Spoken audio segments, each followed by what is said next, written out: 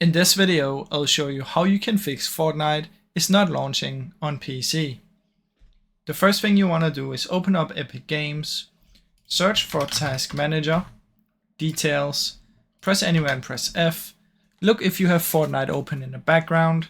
If you have it, just end the task. Otherwise, come in here and click on the three dots, Manage, and try and verify the game files.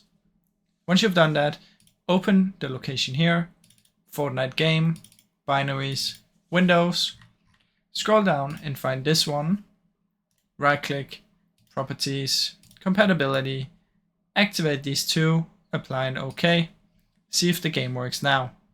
If it still doesn't work, come back up and find Easy Anti-Cheat, find the setup right here, Properties, in here, press space and type Repair, go in Compatibility, check all these three, OK, and then try and launch Fortnite. Now once you've done this, it should hopefully work. Now, I really hope you enjoyed this short video. If you did, please leave a like and subscribe, as it helps me out a ton. Thank you so much for watching.